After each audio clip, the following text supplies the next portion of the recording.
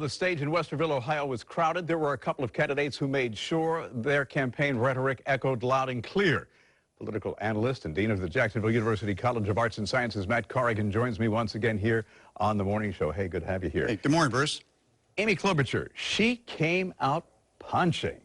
She did, and the real question is the second-tier candidates, so-called second tier by the polls, can they make a movement? Can they get up and really get people to pay attention to them? And I think that was probably the main focus of this debate. You got 12 people on the stage, 3 hours. How many people watched the entire 3 hours? It really matters the news coverage of the debate and who came out well. Okay, in addition to Klobuchar, Pete Buttigieg, he was also ready to take on some of the more progressive candidates. Yeah, he was very strong, and you know, we talked about foreign policy to a great extent, which really hasn't been talked about a lot in these debates before.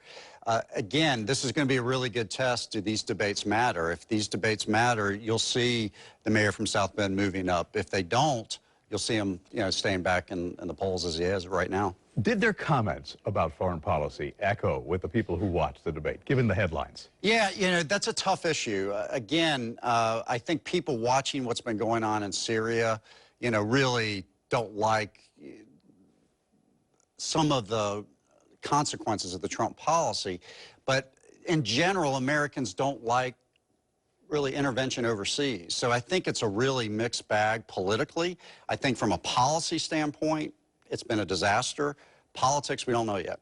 Do they understand what's going on overseas right now? Do they understand that as soon as U.S. troops moved out, Russian troops moved in? Yeah, I think that's a great question. And again, I think a lot of Americans don't get what's going on in the Middle East. It's a very complicated situation. It's a very attractive political argument to say just get out of there.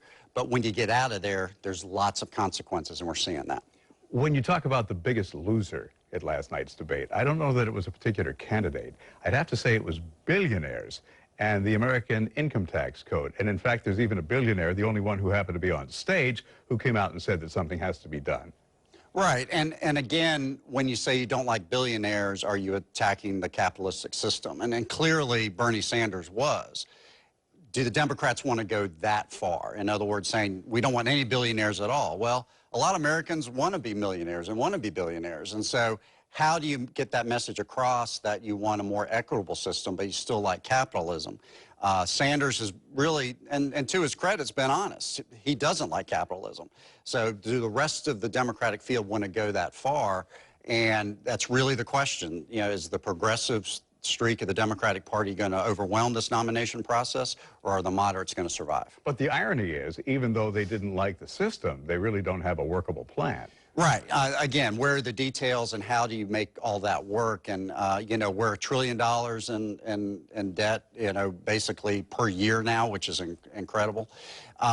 Once you get to that point, how do you make all these programs work?